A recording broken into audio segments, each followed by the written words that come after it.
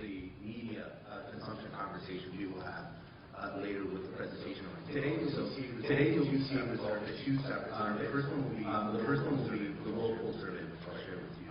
First mentioned the roll poll started by Gallup in 2005, really at a global level. We are conducting nationally representative samples in about between 150 to 160 odd countries a year. We have now polled everywhere where you see the green sort of covering on the map. Almost every single one of these countries we poll at least once a year. Some countries like Iraq and others we've been polling more frequently there for various interests, reasons, and focuses.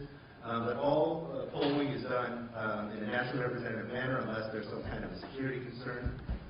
It's done in local languages by local individuals to very local experience. It's not people kind of flying all over the world from Gallup headquarters to conduct polls.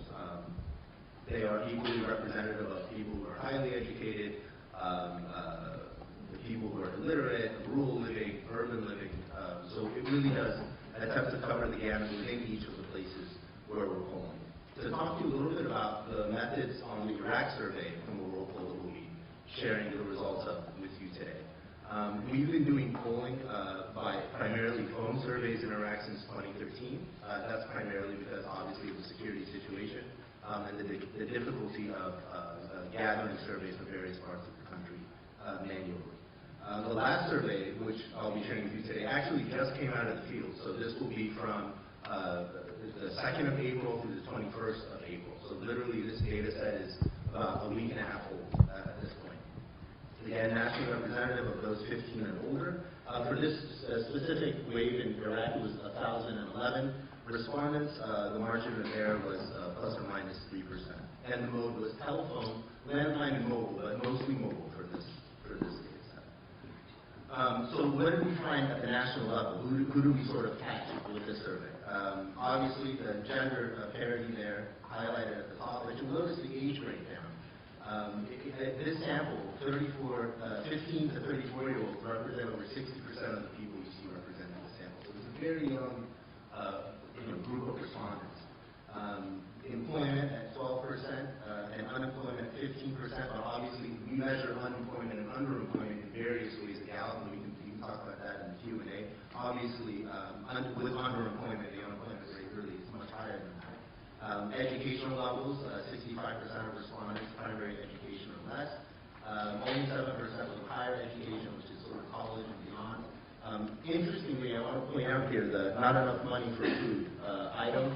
This is the first time a majority of Iraqis in our poll have told us that in the past 12 months they've had times when they don't have enough money for food for their families. So that's a very important sort of human factor and will be supported by other evidence from other items that really paint a very kind of grim picture right now economically of what's happening in Iraq, not just the security situation. Sorry. The last thing I wanted to point out here is we basically divided the country into various regions to have a much more kind of local examination of what's happening in the country. So the nationally representative data and the national numbers are excellent, they're interesting, but they really mask a lot of the realities in Iraq. And that's why what I'll be doing throughout the rest of the presentation is really showing you how respondents' perceptions differ across some of the regions in the country. Now, this map is obviously showing you the percent of those who say that the freedom media in the country have a lot of freedom, which is interesting, and there's variance for the regions, but I really wanted to just give you a visual representation of the regions that we're talking about.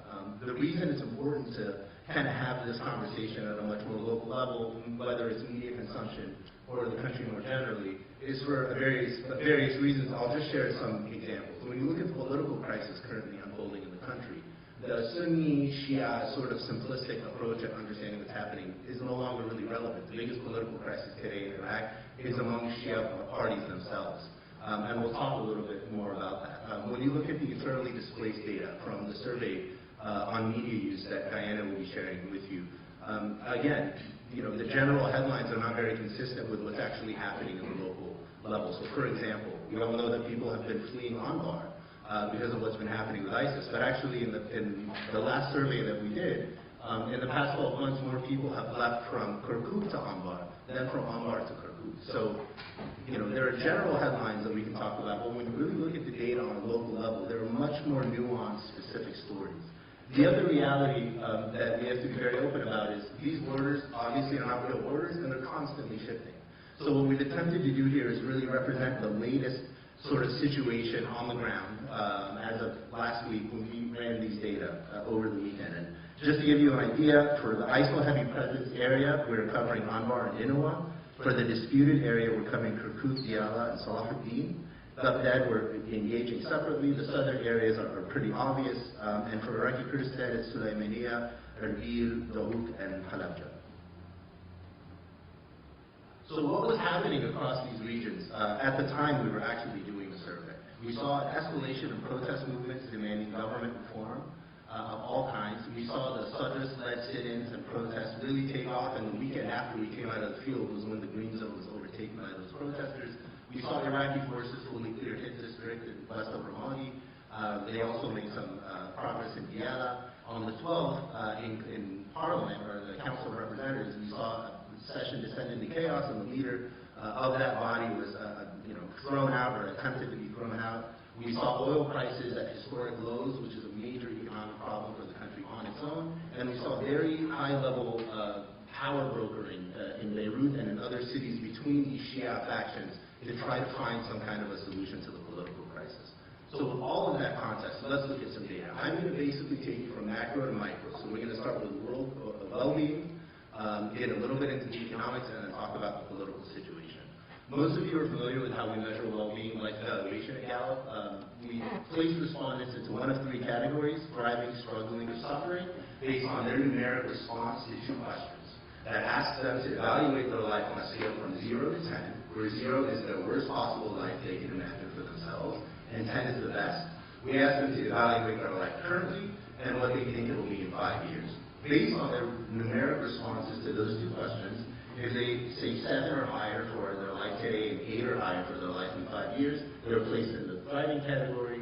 If they say 4 or lower for both, they're placed into the suffering category, and everybody else falls into that struggling category. So what's been happening in Iraq over time? And what you see here is comparing respondent levels that fell into the thriving category from September 2013 through April of 2016. And not surprisingly, the heavy ISIL presence areas have seen a very dramatic decline in the thriving rate. But interestingly, other areas that have been relatively more safe haven't seen a rebound in thriving. And I think that this also drives home the issue of not only local is important, but that well-being and life evaluation generally, and this is something we're learning, looking across all countries, is a very relative estimate.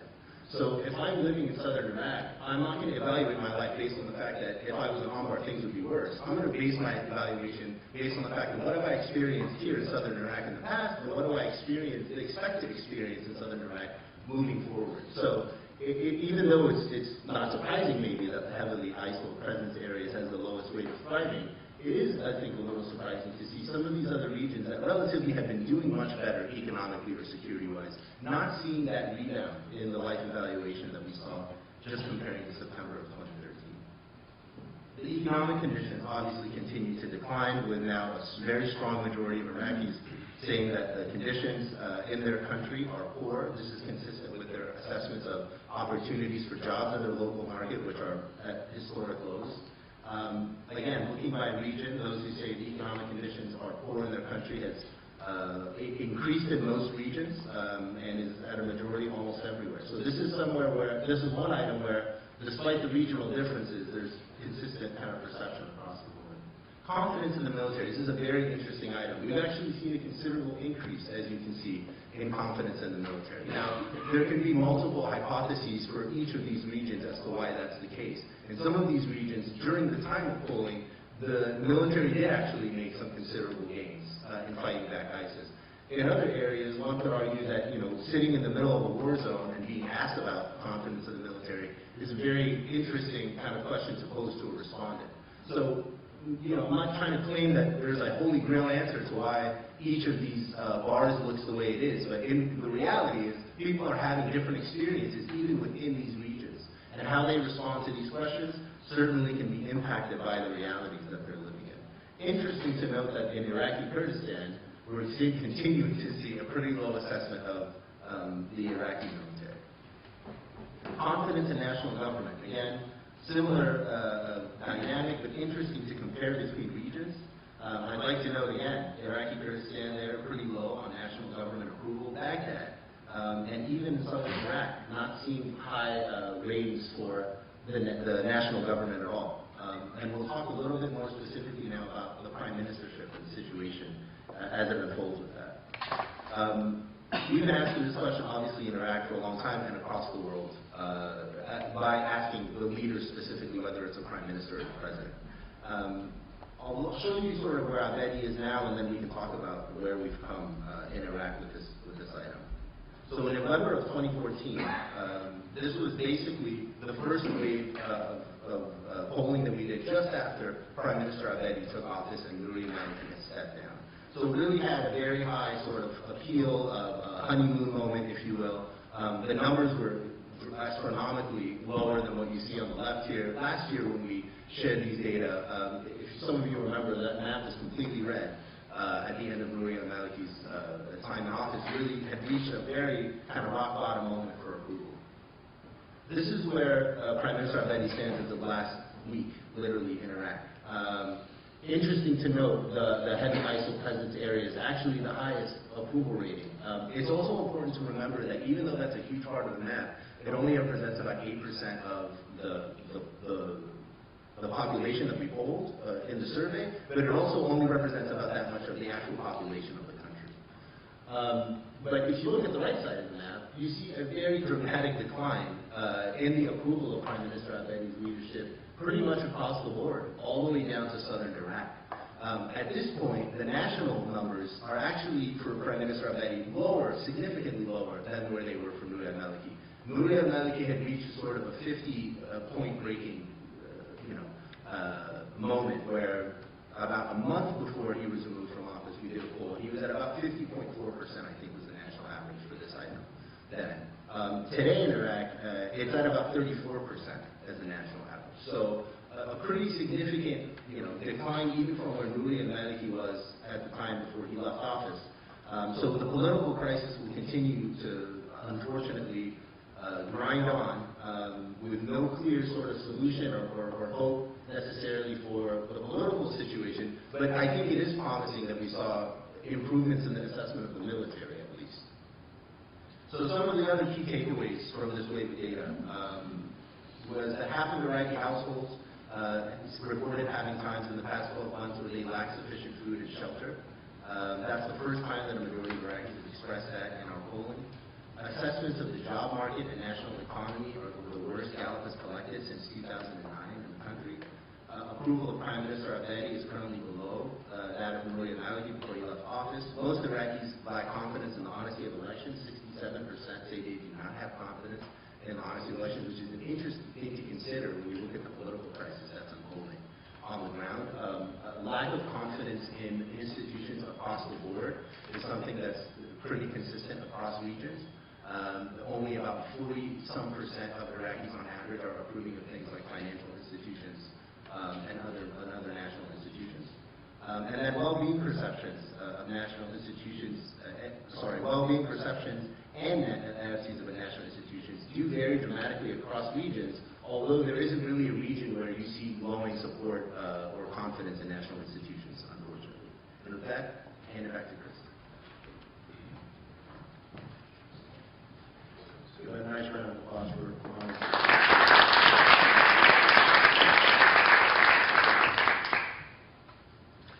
Our next speaker this morning is a long-time Middle East, North Asia, or North Africa expert.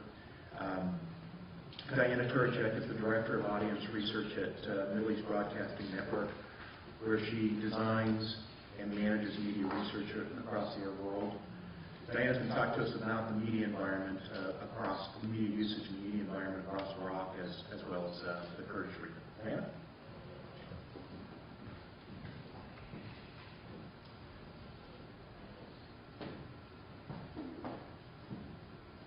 Thank you, Chris. So one of the things that Mohammed pointed out in his presentation is that you have to be very careful about generalizing about Iraqi attitudes across the country and across demographic groups. And that caution pretty much stands for media trends and media habits as well. Depending on how you slice and dice the data on media usage, you get different stories about what's happening. Now, that being said, this year, there's an important and very crucial development in Iraq's media environment about which we can generalize across the population. And that's what I'm going to focus my presentation on today. Before I do that, let me just review briefly where the information I'm talking about today comes from. So I'm going to be talking about survey data that came from a phone survey. The fieldwork was conducted between the end of December and the end of January 2016. The survey is representative of all adults living in Iraq and Iraqi Kurdistan. That includes about 9% of the population whose primary language is Kurdish. And then I'm also going to sprinkle in some findings from focus groups we conducted in 2015 with Iraqi television viewers in Baghdad. So what is that one development in Iraq's media landscape about which we can make some generalizations across the country? Well, it has to do with the internet. If you look at this chart, you see that there's a pretty significant increase in internet usage since 2012 and even since 2014 and 2015. With 58% of Iraqis using internet in the past week, more Iraqis than Egyptians use internet in the past week. Egyptian past week use is 25%. More Iraqis than Moroccans are using internet in the past week. Moroccan past week usage is about 45%. Iraq's past week internet usage is now on par with countries such as Jordan and Lebanon, and is in a couple of years may even increase to levels that we see in some of the more developed Persian Gulf countries. But it's not just that internet is increasing, and this is where we get to one of the points about which we can generalize across the country. We see that internet usage is high across the country. At least 50% and as many as 70% of Iraqis in each of the 19 provinces is using internet in the past week, increased in all provinces. We also see that internet usage is increasing among the traditional low-use populations in Iraq. If you look at women, for example, there's a 22 percentage point increase in the percentage of women using the internet from 2014 to 2015-16. And in fact, the percentage point change in the number of these traditionally low-use populations using the internet is much higher than the increase among young, educated men who traditionally have had a higher internet use. We also see that Iraqis across the board are using internet for a variety of purposes. These three charts show past week use of internet for various purposes among all Iraqis in Baghdad and Anbar. And you see that at least 62% of populations in all of these areas have used internet in the past week to get audio or television, and both of which ways you can collect news. And a smaller percentage have used computers and mobile apps, but the percentages are still pretty high. We also see that Facebook use and YouTube use is high across provinces. At least 69% and as many as 91% of past week internet users in at least 8 of Iraq's 19 provinces used Facebook in the past week, and at least 49% and as many as 72% used YouTube in the past week. And you'll see in the presentation and the data you have that there is a chart in the appendix that provides more of this data in detail.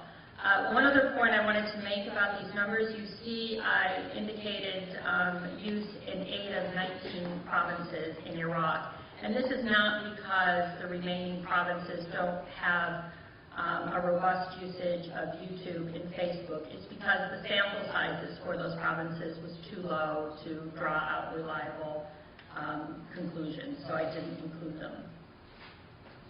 The other thing we see is as more Iraqis use the internet, more Iraqis trust it. As you see in the chart on the right-hand side, 41% of all Iraqis in 2014 said they trusted the internet strongly or somewhat, versus 50%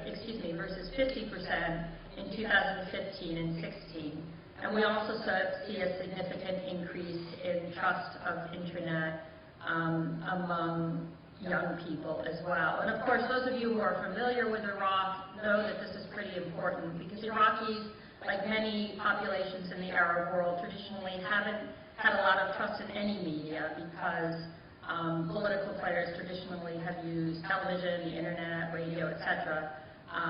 For political propaganda rather than to present objective news. So this robust increase in trust is very important. You see, though, that trust in TV still remains higher than trust in the internet. So what accounts for the increase in internet use? First of all, access is a factor. You see from this chart that the percentage of Iraqis who said they had home access to the internet increased by 10 percentage points from our last survey in 2014 and 2015. And access is higher when you look at it at a provincial level. Access is higher in all provinces except for the three provinces of Muthanna, Qadisiyah, and Karbala in southern Iraq. Use, however, has still increased in Qadisiyah and Muthanna. Another reason for the growth in internet use is better cell phone coverage. After years of negotiations and back and forth between the government and cell phone companies, Iraqis finally got access to 3G in 2015. So obviously that means they can get the internet on their cell phones. Many more can get the internet on their cell phones. And indeed, you see that in 2014, whereas 34% of Iraqis got access to the internet via mobile, in 2015, 2016, almost half of Iraqis said they're using the internet to they're using their mobile phones to access the internet. Another factor that might be playing a role in the increased use of the internet in some provinces are political changes. Once again, there's a chart in the appendix of the presentation that you have that shows that two of the provinces where ISIS has lost territory over the past year, Anbar and Salah ad-Din, have among the greatest increase in internet usage. And why would internet usage increase if the ISIS presence was reduced? Well, that's because ISIS is very supportive of the internet when they're using it for propaganda, but they're much less supportive of it if other people are using it to try and get their own information. And you may be aware that in January 2016, ISIS executed 6 people in Mosul for using the internet on their cell phones. So, it's clear from the data, as I said, that this trend of increasing internet usage is pretty robust. People have embraced the internet. Infrastructure development suggests that internet usage and access is going to continue to increase. But before you take that information and develop strategy based on it, let me make a couple of caveats. First of all, even though internet use is increasing, television remains by far the most popular media source, even among youth. You see that 87% of 15 to 24-year-olds say they used TV in the past week for news, versus 60% who use the internet. And our qualitative research in Baghdad in 2015 provides some insights into why that might be the case. Interestingly, folks in those focus groups said that they're looking to TV more now in the past for what I refer to as some psychological reasons, for comfort, for feelings of security, to give them a sense that they have a friend in the room. According to one Iraqi male in Baghdad, he said, "I'm watching TV more not just because of current events, but because citizens have been forced to sit at home fearful of the streets and the unknown." TV has become a source of entertainment and psychological comfort in this time of ongoing conflict in Iraq. The other caveat to remember about the internet is that internet isn't replacing television. We see that 89% of passive internet users also say they use the TV in the past week for news. And 88% of 15 to 24-year-old past week internet users say they use TV in the past week for news. The other caveat is that past week internet users are still getting news in traditional ways. If you look at the chart on the left, we asked folks if they're watching TV primarily via a TV set or another electronic device, and 94% say they're watching it via a TV set. And even among early internet adopters, who I would consider to be 15 to 24-year-olds who are highly educated, by far, I believe it's 92% have used a TV set in the past week to watch television rather than using an electronic device. And once again, our qualitative research gives us some insights into why this might be the case. One young man in Baghdad said, "At the current time, televisions are very developed and big, and they work well, and watching on TV is wonderful and much better than a cell phone or a computer." So television obviously has a entertainment and visual appeal that other sources do not have. The other caveat is, there's some thought that as digital media use and access increases, people are increasingly going to be using digital media for everything. But once again, when we ask people on the right-hand side in this graph how they exchange information with family and friends, 70% said they exchange information primarily through face-to-face conversations. 22% said they exchange it primarily through electronic means. And then the final set of caveats is that, as in many conflict environments, media is very much part of the conflict and is being used as a pawn for the government, for ISIS, for other players to promote their own propaganda. So depending on how these battles play out, internet use could change. For example, many Iraqis are currently using satellite internet, especially in ISIL areas.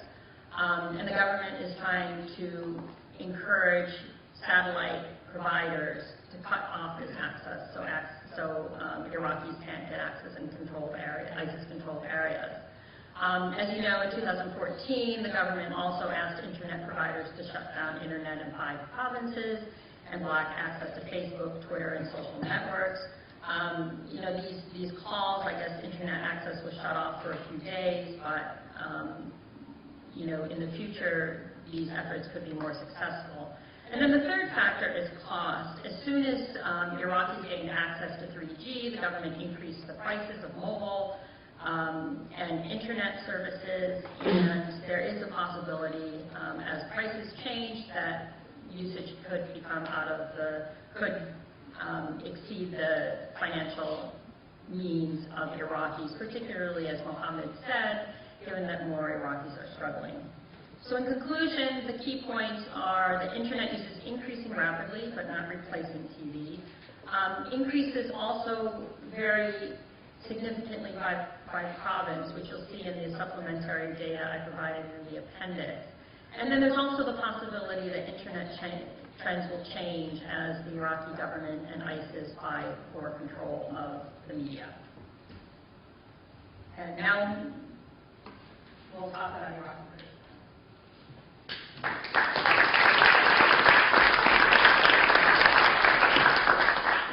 Thank you, Diane.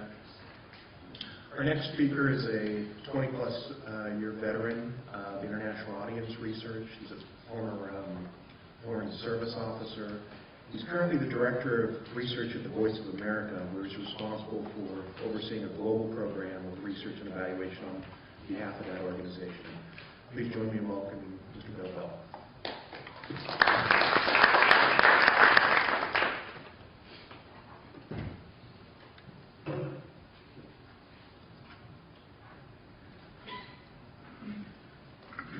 Thank you, Chris, and good morning, everyone.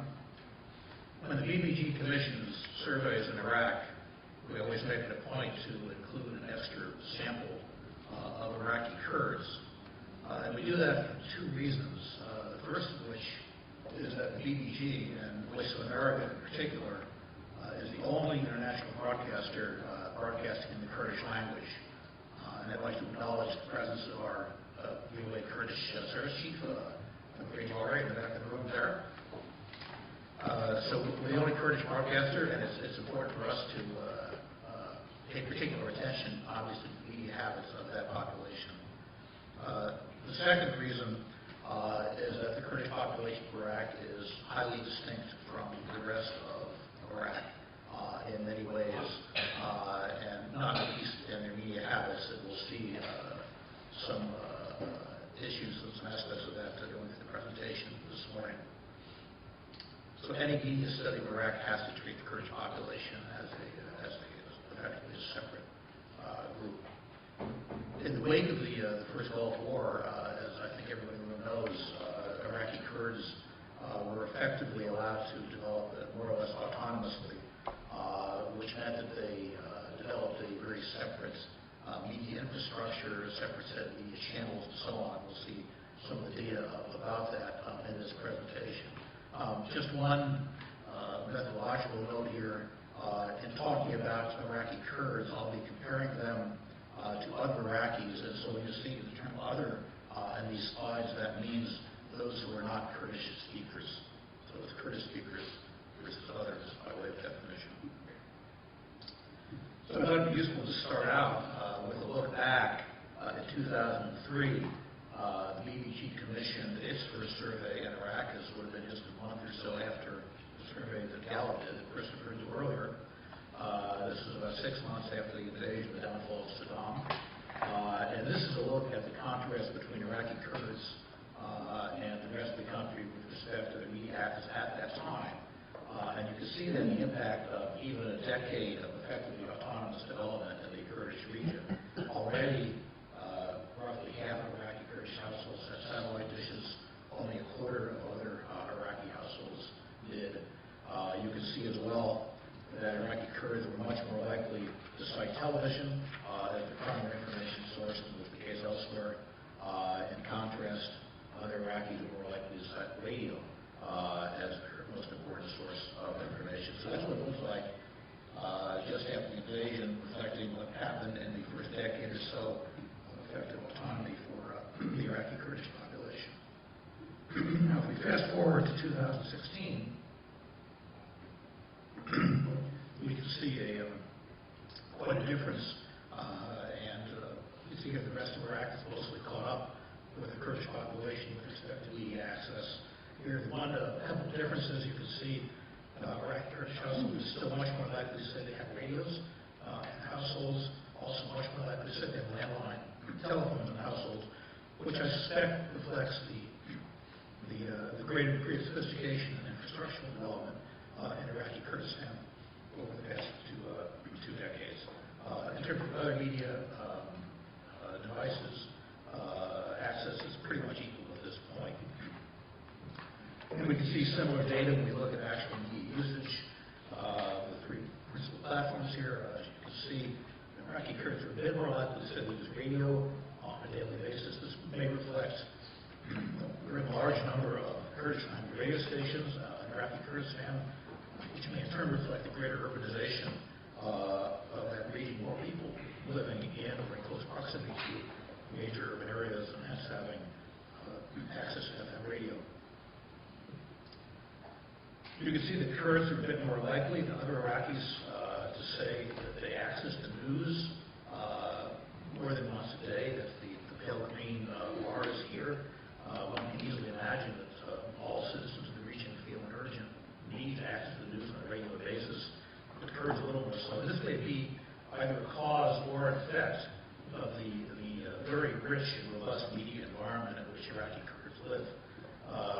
tried here with this screenshot to give you some picture of the very robust nature of the media scene. I couldn't fit all these images on one screen. This is just a partial picture of all the different Kurdish language TV stations that are available to Kurdish speakers in Iraq or elsewhere for that matter. There are actually many more that are represented here, and there are at least as many radio stations in the Kurdish language. So Iraqi Kurds and Kurds living elsewhere in the neighborhood have a very large number of media outlets on which they can rely depending on their choices. You can see how this plays out when we look at the data on actual viewing of individual TV stations. This chart compares Iraqi Kurds to other Iraqis with respect to the percentage of each group that has watched different TV stations in the past week. And if you look at the left-hand side, the pale green, Iraqi Kurds, these are the top 10 stations for both groups. 7 of the top 10 stations for Iraqi Kurds are Kurdish language stations. 3 of them are Arabic language stations. Each of those 3 Arabic language stations is a pan-Arab station, not a domestic Iraqi station. If you turn to the right-hand side of the chart, you can see it's a very different picture. All the stations obviously are Arabic language. The top 5 are all domestic Iraqi stations. So this, I think, illustrates quite dramatically the extent to which Iraqi Kurds and other Iraqis live in entirely different media universes. You can see the same phenomenon playing out even more dramatically when we ask about top news sources. This chart shows the percentage of each group citing each of these media outlets as one of their top 3 sources of news. And you can see here the Kurds overwhelmingly cite the 2 main TV stations, Iraq TV and NRT, at the top of this source, Kurdish language stations. The Iraqis overwhelmingly cite domestic Iraqi Arabic language stations. So we have very different media sources for these 2 groups. Iraqi Kurds and other Iraqis also differ in the topics in which they're interested in. You can see the Iraqi Kurds represented in the, I guess, the green bars there, and the dark blue or gray bars representing other Iraqis. You can see that other Iraqis are more interested in, obviously, news about Iraq, also news about Syria, news about Palestine, the rest of the Arab world in general, whereas Iraqi Kurds are more interested in other Iraqis in the outside world. The U.S. And Europe representing perhaps a more cosmopolitan outlook or greater interest in the world outside of their immediate region.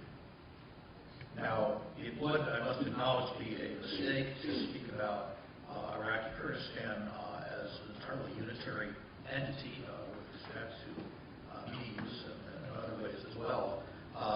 It's not a secret that almost all of the major media outlets in Iraqi Kurdistan are allied either explicitly or under the table, as it were, to one or more of the various political factions in the region. And you can see this play out in this chart that contrasts the top news sources by governors, looking at the 3 main governors of Iraqi Kurdistan.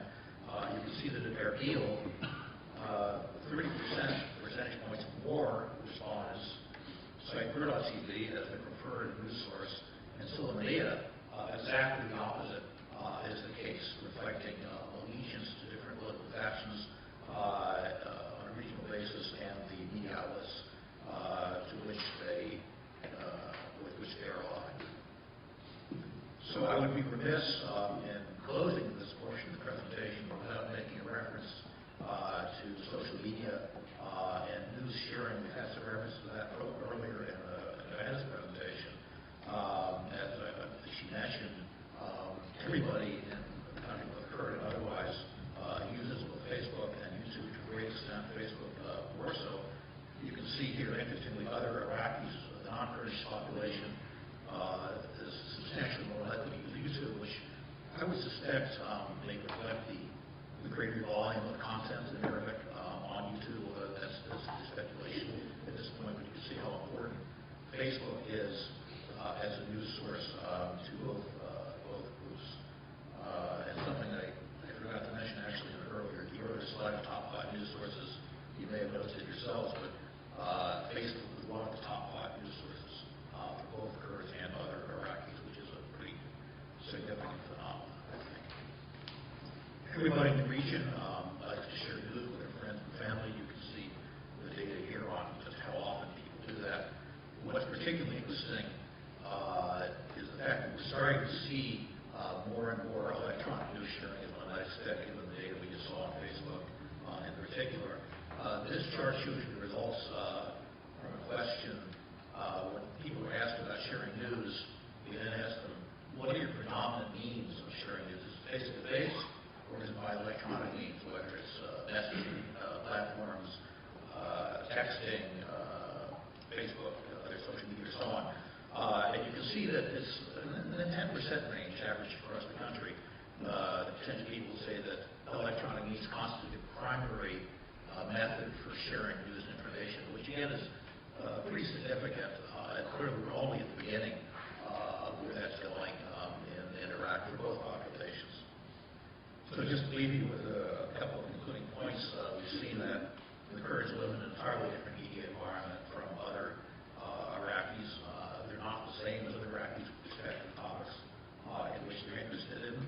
The historical differences between the two populations have pretty much disappeared in terms of media access and use, and we're going to be looking at Facebook and other forms of social media news sharing in the future as major sources of getting news from person to person in that environment. Thank you.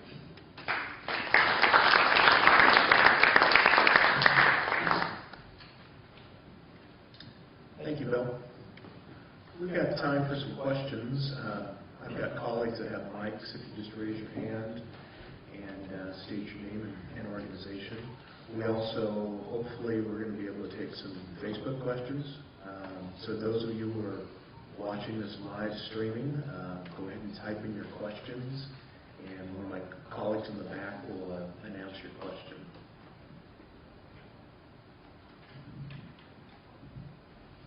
Right here in front.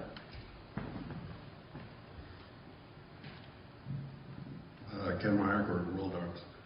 Who has given the satellite platform to the ISIS TV channel? Sorry? Who has given the satellite platform to the ISIS satellite channel? You know, the one in Mosul? Is that what you're talking about? Apparently it is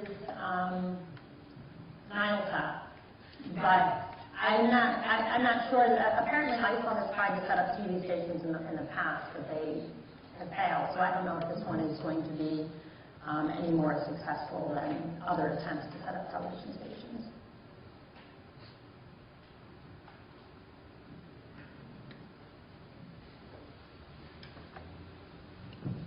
Thank you. Can you offer any insight into how the government, the Iraqi government or the KRG communicates with these people over the internet? Do they produce any content or anything like that? Whether the KRG produces content for some people. Bill, you want to start? I'm not sure I caught the question. Do you have any insight into how the government communicates with its people over the internet? Does it produce any content for Iraqi constituents over the internet, on Facebook or anything like that? You know, that's something that our executive producer for Iraq, Shamim Rassam, is that something that you might be able to address, Shamim, or not? Yeah, I guess I could put lots of the question. You said how the government communicates over the internet. Okay. According to my knowledge, there are so many websites that have been put up by the government of different political parties or religious parties. And they've been communicating that way very easily. And some of them even use SMS texting also, the government, if they want to. And then you have the INN or the Iraqi television main station for the government, so you can communicate with them directly through that television and radio and so on. Do we have any Facebook questions? Not at this time. Okay. Good question right here. Hello, Michael Lavin, BBG, Office of Strategy and Development. Thank you all for the presentation. I'm glad to see Facebook starting to creep in towards the end. And my question really goes to some of the statistics that you shared at the end, where around 80% of respondents were communicating and sharing news with their family members via face-to-face communication. I want to know what proportion of that sharing was news sources that they found online, maybe via Facebook, Twitter, or something like that, just to kind of get down into who influencers are and how are they being influenced. We can't get into that level of detail. We simply ask people about the frequency with which they share news without defining what that news is or where they got it. So what we're trying to get at in that data is the extent to which they're using electronic means to further share it, but where they got the news in the first place, we can't say. Given the number of people who are using Facebook, one can assume that to some extent a certain percentage of it is in fact originally gleaned by electronic means, but we don't know for sure. Adam. Adam Powell from the University of Southern California. In addition to Facebook and YouTube, do you see any statistically significant or actively significant use of media other than those that can be available by television and radio locally among those who are using the internet? Do they cite other sources for news besides Facebook, YouTube, and locally available broadcasters? Yeah, you mean like, Baghdadiya or Al-Shafiya, their websites, is that what you're talking about?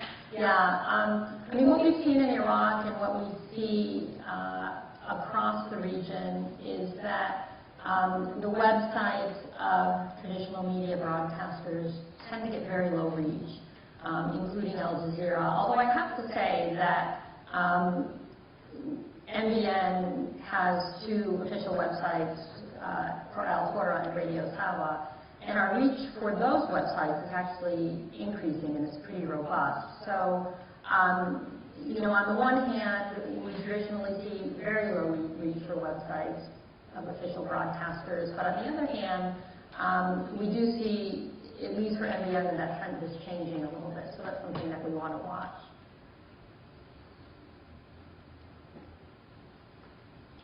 Do we have any Facebook questions here? No, that's very good. Mr. Crabtree. Hi, Steve Crabtree from Gallup. Thank you all for a wonderful presentation. I know that the questionnaire identified Iraqis who say they've been displaced within the past 12 months due to conflict or instability. I'm wondering if you can say anything about how those displaced people are getting their news and whether or not it's different from the rest of Iraqis.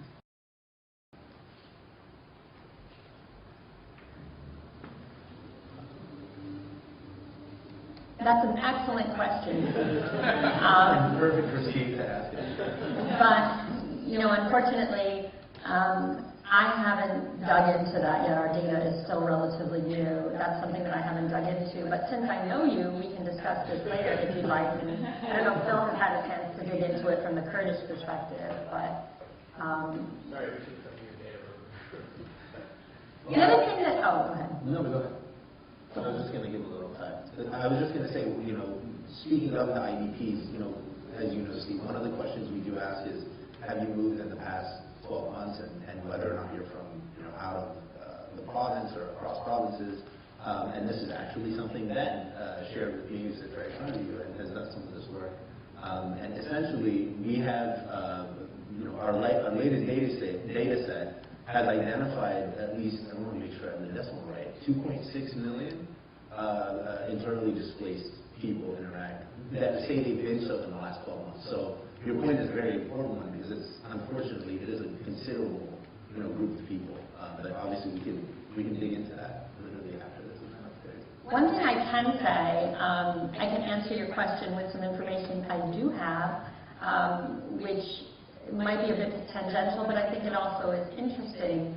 I presented a lot of data on internet usage, and my theme was that this is something that you can generalize about. But if you start looking at narrower populations, for example, if you look at women, you see, as Bill mentioned with the Kurds, that their use of Facebook is much less robust than use of Facebook among young men or among the highly educated. Additionally, if you look at young, highly educated folks, fewer of those are fewer of those who are internet users are also using TV. So we do see, I mean, it's important to, although I stressed kind of the extent to which, I stressed that you could generalize to some extent about internet usage. When you start dealing with subpopulations, such as those who are displaced perhaps, women, etc., you do start seeing some of those differences come in. So that was a convoluted answer to your question.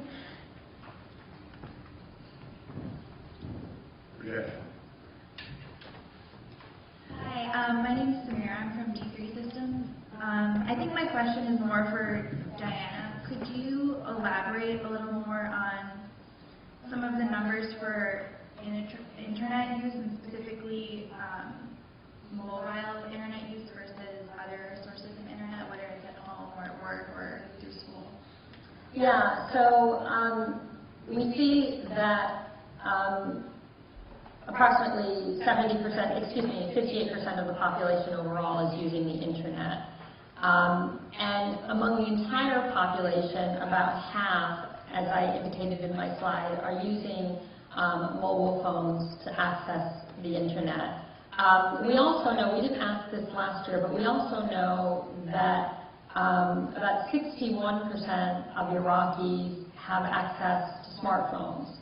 And the way we ask them about smartphones is, we say, do you have a regular mobile phone, yes or no? And then if yes, do you have a mobile phone that connects to the internet, that enables you to use apps, etc.? So we provided more of a definition for smartphones, because the definition can be somewhat, can have different interpretations across countries. So about half of the population is using internet via cell phones. The other proportion is using internet via computers or more traditional means. But I would expect the use via mobile to increase as Iraq's internet capabilities improve. Apparently there are some companies who are working now to spread 4G in Iraq. That's something that they still haven't done. But I would assume as those speeds get quicker, people are going to be using their mobile phones more. But once again, the other caveat is that, the situation in Iraq is very transitional right now, and as folks are using TV for some untraditional purposes, we might also see people using, the computer instead of the mobile phones to get internet for similar reasons. Rajesh from Gallup. Diana, actually going back to the website of broadcasters, in terms of you said for in the end, you are seeing a healthy increase in people accessing the website. With the increase in smartphones, do you think people are also now leapfrogging the website or going directly to mobile apps and accessing information directly there? Because it seems like, getting to a website on a mobile phone is no longer the way to do it. Yeah, and I can answer that question, but sitting right behind you is our managing director of digital for MBN, Billy Sabatini, and he can give you a really precise answer to that, so I'll let him answer that. Well, not about precise, but we do see a lot of mobile traffic. We have this website dedicated to Iraq specifically. We see most of our traffic coming from mobile, but that's a tricky question, and that's kind of one of the magic questions, is it apps or is it mobile websites? We do both, because there's value and utility in both. And we still see pretty healthy traffic coming to our mobile websites. So I think in different places it's different things, and maybe where mobile connectivity is greater, maybe just the habit of people using apps more, but we see utility in both right now. All right, one last shot at Facebook. Do we have a Facebook question? Yes, we do. All right, well, finish with that. All right, we have how effective have your radio broadcasts been to encourage social media usage?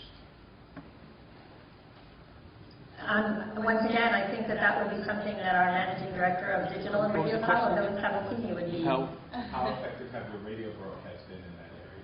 In Northern Iraq? Oh, well, I think very good. I think our Radio Sawa has 8 different streams, Iraq being one of them, and Iraq is a very healthy stream for us.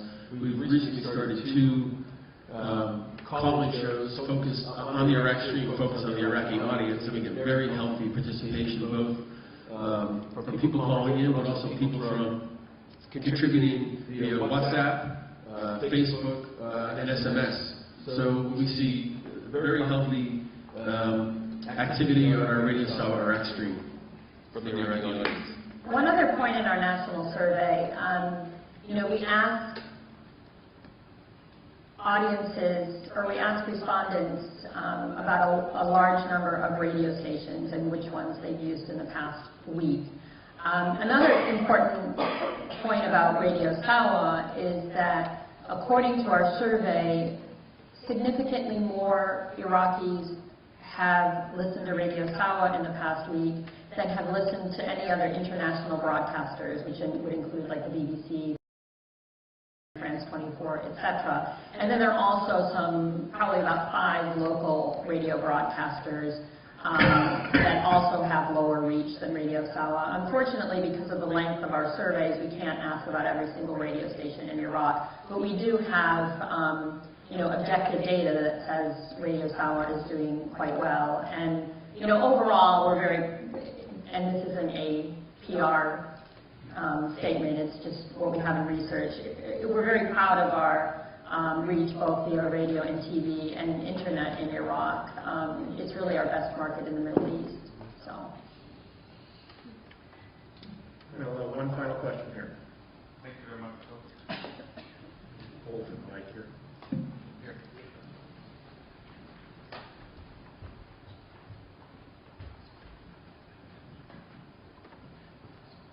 Thank you very much. Excellent presentations. Alexander Kravitz from Insight. I was really struck by some of the results that you presented on the military. And I don't have them in front of me. I was told not to take copious notes. I regret that now. But did you, particularly for the Kurdistan, it seemed to me that the numbers were awfully low. Compared to, let's say, the rest of Iraq. And I'm wondering, I'm going to assume that you were asking questions about the Peshmerga, not the... No, it was about the national military. Is that right? That's correct. Yeah. Which actually maybe makes more sense. Okay. And then, so that answers the question. And then the other question is, did you ask at all about the popular mobilization forces as opposed to the Iraq? We did not. We did not in the survey. We did not. Okay. Thank you very much. You're welcome. Okay, just a reminder, the video for today will be posted on the BBG website in the next couple of days. Our panelists will be around for